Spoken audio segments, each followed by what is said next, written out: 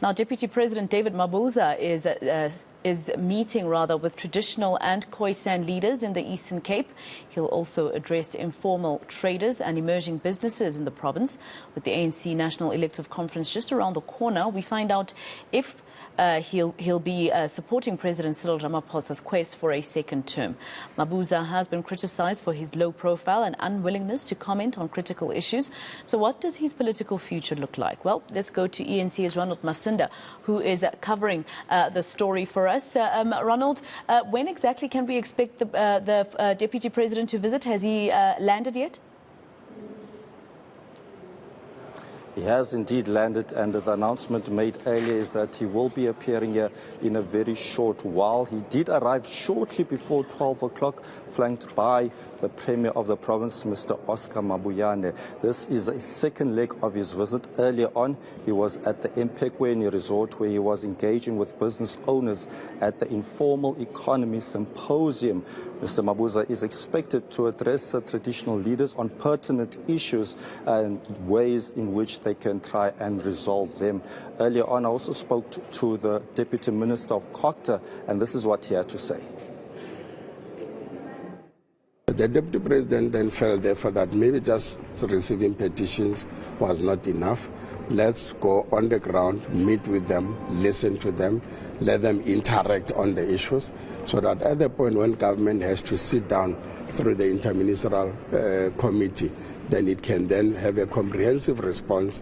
And as a result, that interministerial committee has established work streams for the issue of institutional support, salaries, and then all those things that they've raised.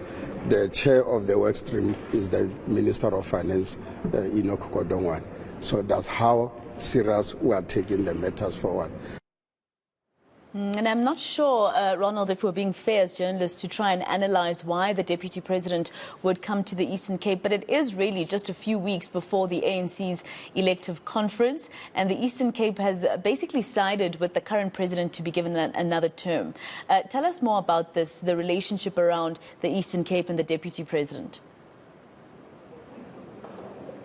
Okay, so of course today his visit is part of a nationwide visit. He has visited other provinces, several other traditional houses. This is the last leg of that nationwide visit. But what we do understand is that according to the ANC here in the province, of course, they have been in support of President Cyril Ramaphosa to be re-elected for another term. Spoke to a traditional leader here also earlier, and they say that they can't decide for themselves as to who must lead, but they prefer someone who can lead from the front. When it comes to the Deputy President, there have been several reports of him possibly going up against Cyril Ramaphosa in that elective conference. We know that there's also a report that the Deputy President had visited former President Jacob Zuma last month in Nkandla, hoping to get some support from him.